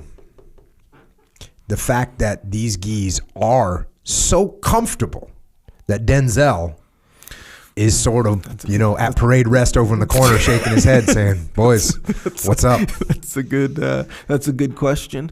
Because when you put the Rift gi on, you're in a different world of jiu-jitsu. You're in a different world of jiu-jitsu when you put the Rift gi on. Yeah, fully. And the thing is, you feel it. And here's the thing I think about most of us is we get used to nice stuff. We just get used to it. So you could not go back. It's like if you ever flew in an airplane first class, economy sucks forever. I know, man. When you put on a Rift gi, every other gi that you put on for the rest of your life is economy class. That's what's happening. It's a visceral insult to my senses. Yeah. Do you in the old days, man, I had some gis that I felt like I was putting on something that was made out of concrete. That's what I was feeling. This is as good as it gets. It's not concrete at all. Yeah. It's luxurious. I'm going to say it. It's luxurious, straight up. And they happen to be. So I do say happen to be made in America, but they're not. They don't happen to be made in America. That didn't just happen. On purpose. It's kind of one of the purposes behind them. Yeah. And also, speaking of just next level, first class, sorry, Denzel, comfort, get yourself some Delta. 68 jeans, which are, it's like another category of clothing. Yes. Because you're not feeling like you're wearing jeans, right? Mm-hmm. You're not feeling like, oh, I got to put these jeans on. I'm going to feel constricted and hot. No, you're putting on the Delta 68s. You're ready just to do a straight up, maneuver. Yeah. You're ready to do a go-go plata in those things. Yeah. So you kind of think of it, and not to go too deep into a tangent, far be it from me, but. What did you just say? Far be it from you to go into a tangent? From okay, me, bro. Yes. Right on. But, okay, so there's a difference between ease and comfort and functionality. So if you're maximizing your functionality and because of comfort, right? Yeah. Yes. Concur. So, and even saying comfort is kind of misleading. So, look, if I have a sword, I'm fighting in a battle with a sword, and this sword is ergonomically designed for my hand, ergonomically, yes. right? Performance will increase and it's a benefit. Even though it's comfortable, you're doing better. You're more, whether it be efficient, more functional, more everything. Comfortable, yes, but more, see what I'm saying? So that's the Delta 68 scenario. That will work good. Like when you go into battle, if let's say you go into battle and you have that sword that ergonomically fits your hand, that is going to work really good until I cut your freaking arm off, because that's what I'm going to do. All right, man. See, you took it in an interesting direction, as far as the point. But, I dig it, and you're probably right. But you're sitting over there saying that you get this ergonomically correct sword, and that's going to be the difference. It's funny. I'm saying, bring it. Yeah, I'll cut your damn arm off. Yeah. You realize you just assumed that I was going into battle against you. Well, yeah, I'm here. You're the only guy here. All right. Hey, you're right, and you do make a good point on top of my original point, for sure. And I haven't even really trained much sword, but I will start training. You're down. You have a lot of, what do you call, bravery and I don't care if it doesn't even matter. Ergonomically correct or not, I'm taking your arm off. All right. Strategically, that's the move. That's what we're doing. Yeah, and you can get jeans, you can get boots, you can get T-shirts, you can get whatever you want from originmaine.com. MAINE. originmaine.com. Yes. Also, we have our own store. If you're interested in representing while on the path, discipline equals freedom. Good. Take the high ground, or the high ground will take you. That was a little sleeper one. That was good. We got some designs coming. Yes. And by the way, we're not going to talk about it now, but the last design you submitted to me, it's almost for full approval. I had to do a couple historical researches, make sure we were 100%, but we're there. Okay. Good. We'll do one little, maybe two little things to it just to clean it up, but we're real happy about that one. Designed by Jocko. Yeah. Yeah, it was good. I'm fired up about it, as far as being fired up about a design goes, for sure. But so you go to jockostore.com. I don't know if I like this whole thing about designed by Jocko. That's kind of weird. Yeah, maybe not push that. Yeah. But factually, it's true. Let's move on. Fashion designer. Yes. Anyway, jockostore.com. We got a lot of stuff on there. Hats, hoodies, shirts, obviously. Various accessories. Good stuff. I think it's good stuff. So anyway. Yeah, and by the way, if you listen to this podcast and you want to support the podcast, this is a way to do it. We're not over here saying like, first of all, we're not saying, hey, you need to listen to the next 6 minutes of us reading about some random thing that we don't actually care about or know about, right? That's true. We're not doing that. No. We're not saying, hey, donate money to whatever because whatever. We're not doing that. We're saying, hey, listen to this. If you happen to feel like, oh, let's throw some support. We don't even want your support. We want you to have a T-shirt. That's what we want. Yes. That way we can PID you in the wild. Right? Yes, that's positively ID you. You're looking over a little glance. I see a little whatever shirt. We know what's up. Yep. You know what you're gonna get? Head nod. Yep. We're all good. I know if something goes down, you got my back. Yes, sir. Right? Oh yeah. Tell me this: something's going down. Whatever, call it whatever you want. There's 9 people that you can go. Hey, come with me. One of them is wearing a Jocko Podcast T-shirt. Who's going with you? He's going with you. 100%. 100%. Yes. 100%. I don't care what the other people are wearing. Actually, They could be wearing what? I don't even know. They could be wearing a sports team. What else do people wear on a T-shirt? A rock and roll band. Yeah. Like, look, there's some categories that are going to be, you know what I mean? Sure, like, hey, yes. you know, but if a guy's got a Jocko Podcast T-shirt on, he's coming with. Automatic admission. Hey, he might even be, there might be a, like, let's say you see with a guy with a jiu-jitsu T-shirt on. Mm-hmm. Let's say it's that kind of situation that's going down. Well, he's coming too. Yeah, that's what I'm saying. He's coming too. Yeah. Yeah, very similar. So you might as well just prep for that moment. Yeah. And represent. Case. And by the way, look, it might not be me. It might be some other trooper out there. Yeah. That's gonna detach. That's gonna look around. That's gonna make the right decision at the right time. Yeah. That's gonna understand what you say. When you say cover me, they're gonna go, got it. Yeah. Boom. We're already in action. Yeah. We got a militia. We got a commando. It's true. If you want, you have a choice between someone you know is on the path versus someone who you don't know. I'm not saying they're not. I'm saying you don't know. And if they're on the path, you kind of know them. Right? They didn't get it. They didn't just get that T-shirt, right? Right. They listen to the podcast. They know where we're coming from. They understand there's going to be some suffering that might unfold in the next 13 seconds while this situation's happening. Sure. We got it. Yep. So, anyways, you might want to get yourself a Jocko Podcast T-shirt. Yep. JockoStore.com. We appreciate it. Yes, sir. Also, subscribe to the podcast on your favorite or your preferred podcast listening application, whatever. Anyway, yeah, so subscribe if you haven't already, and leave a review if you're in the mood, I think. Yeah, it's good. It's good to, if you want to throw a little communication our way. I read the reviews. Yeah, I haven't highlighted one in a while. I got to read a funny review. I'm going to go on there, pull up a good review. I for a while I was copy and pasting some of them because they were really good. Right. They had something that we like to refer to as layers. Oh yeah. What else we got? Don't forget about some other podcasts. We had a podcast. It was called The Thread. We'll be re-releasing it soon. I said we're coming up with a new name, and we are, but that's what we're doing. So that'll be out soon. And episode 8, yes, everyone's been asking me for it. I'm sorry. It's been taking a while. We got the Grounded podcast where we talk about jiu-jitsu. Somebody just asked for a podcast about women's jiu-jitsu for Jocko Podcast, and we already had it. We had it on the Grounded podcast. Mm-hmm. So check out Grounded podcast if you want to hear about jiu-jitsu and life. Warrior Kid podcast. Just get your kids on the path. Set them up to have an awesome life. Get them on the Warrior Kid podcast. If you also want to support a Warrior Kid, you can go to IrishOaksRanch.com and you can get Aiden, who is making soap, which allows you, your family, your friends, everyone you know, if you get this soap, you can all stay clean. Yep. Speaking of which, if I'm not mistaken, I didn't look deep into it, but I saw hints of a new Warrior Kid soap. Yep. Warrior Kid soap's coming out. Yeah, saw little hints. All right, yes. So you want your children to stay clean. Hell yeah.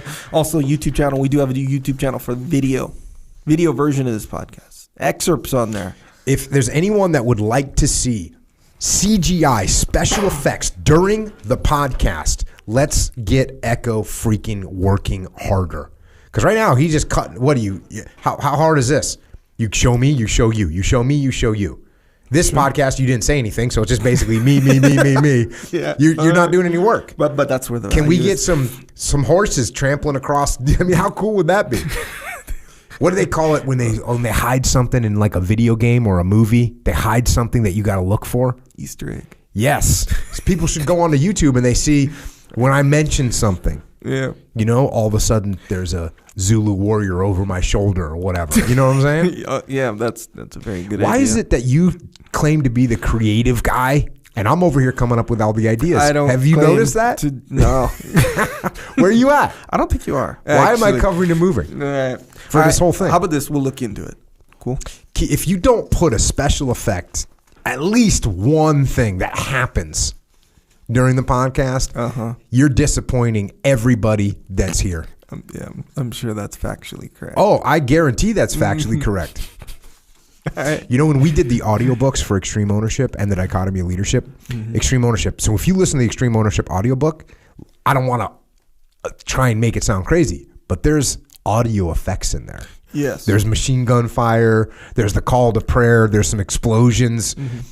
And when we decided to do that, well, first, the main reason, as Leif and I, we've got like words written in there like ba ba ba ba ba ba ba, right? Like machine gun fire.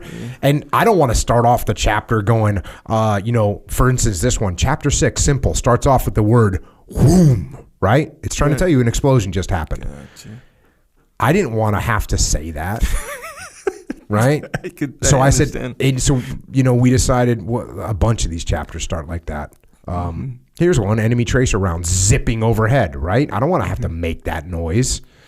So what we did was they put special effects in there. And the company, the publisher was kind of acting, they were cool, but they were kind of acting like this was, like it was crazy. Like it was a little bit of a crazy idea. So anyways, they did it, and that's a lot of people are stoked on it. But you got to be ready for it, because if you're driving in your car and you hear an explosion or machine gun fire, especially if you've been in the game, like for real, you might get a little bit of the adrenaline flow. No big deal. All good. So maybe. So I think that the same way that enhanced the audiobooks for the Dichotomy of Leadership and Extreme Ownership, if someone had the requisite skills to actually make something cool in here, it'd be good. All right. Well, I'll keep it in mind. Okay. We also have psychological warfare. If you need a little psychological hitter when you need to go overcome a little moment of weakness, you can just check out psychological warfare. It's on all the MP3 platforms. Flipside Canvas. If you want a visual representation of the path, check it out. Flipsidecanvas.com. Dakota Meyer putting cool graphic representations of things that you can hang on your wall. We got some books. It seems like we have a bunch of books. Yes. For some reason. We've got The Code, which just came out, which is a real good way just to step up and just go for it. That's The Code. We got Leadership Strategy and Tactics Field Manual. We got Way of the Warrior Kid 1, 2, and 3. We got Mikey and the Dragons. We got Discipline Equals Freedom Field Manual. We got Extreme Ownership and the Dichotomy of Leadership. Check out all those books if you want to. Good information. And I'll tell you what's cool. I hear this all the time. You read the book once and you're like, oh, cool. You took a page of notes. You can take a page of notes on that book. If you read it 50 times in a row, you'll take a page of notes every time on any of these books that I'm talking about. Even the kids' books. Yeah, I believe it fully. So check those out. We got Echelon Front, which is my leadership consultancy, where we solve problems through leadership. If you need help with the leadership in your organization, then go to echelonfront.com for details. We also have an online platform called efonline.com, where we train, coach, mentor, discuss, guide people through pre-existing volumes that are on there and through live webinars that we're doing all the time. So if you actually have a question for me, go to efonline.com, come to one of our live webinars and ask me your question. That's what's happening. So we also have the muster. And look, this is going back and forth. We got the virus, this and that. We had to cancel Orlando. I'm making the call right now. Phoenix is on. We're going to Phoenix. We're going to Phoenix. Phoenix, Arizona, September 16th and 17th. I actually just got off the phone with Jamie. I'm like, can we do this? Jamie says, we can do this. And I said, all right, rock and roll. Look, and if we get to that point in September and we still have to do some kind of social distancing scenario, whatever we got to do it. But we're going to make it happen. So it's going to sell out. Everything we do sells out if you want to come. And look, here's the deal. Depending on the social distancing mandates, we may have to limit the seating more than we normally would, which means if you want to come, buy your tickets now so you don't get cut off because you thought there was going to be more seats. So that's it. It's September 16th and 17th in Arizona. It's December 3rd and 4th in Texas, Dallas, Texas. People have been saying we should have gone to Dallas day one, and we probably should have. And I'll tell you another thing. We went to Austin, and it was awesome. We did it kind of last minute, and when we were in Austin, people were like, hey, come to Dallas. Mm-hmm. So we're coming to Dallas. That's December 3rd and 4th. We're going to do that one, too, by the way. Who wants to get some? And, of course, we have EF Overwatch. If you need executive leadership at your team, if you need senior leadership at your team and you want somebody that's experienced, that's been tested, then go to efoverwatch.com. It's military leaders from special operations, from combat aviation, that understand the principles we talk about here and can employ them in your company. And if you're a vet and you have those kind of experiences, go there as well so we can connect the dots. Also, americasmightywarriors.org. Mama Lee, Mark Lee's mom. And she has put together an organization that helps service members. It helps their families. It helps Gold Star families all over the world. Guys that are on deployment, guys that are home from deployment, guys that are active duty, guys that are retired. She is just unbelievable with what she does. So go to americasmightywarriors.org to either donate or get involved if you want to get involved. And at this point, if you haven't had enough of my horrible, inexcusable pronunciations of various languages, or you want to hear more of Echo's sort of bewildered stream of consciousness thoughts, then you can find us on the interwebs as Twitter, Instagram, and, of course, Facebook. Echo is at Echo Charles, and I am at Jocko Willink. And thanks to our military men and women out there around the world in uniform who stand and face the darkness and evil every day. And thanks to our police, law enforcement, firefighters, paramedics, EMTs, dispatchers, correctional officers, Border Patrol, Secret Service, who stand and face darkness and evil here at home. And to everyone else out there, do not fail to learn. Do not fail to learn. Adapt to new environments. Change the way you operate. Don't get stuck in the past. Get better. Get better and improve. And the way you do that is by going out there and getting after it. And until next time, this is Echo and Jocko. Out.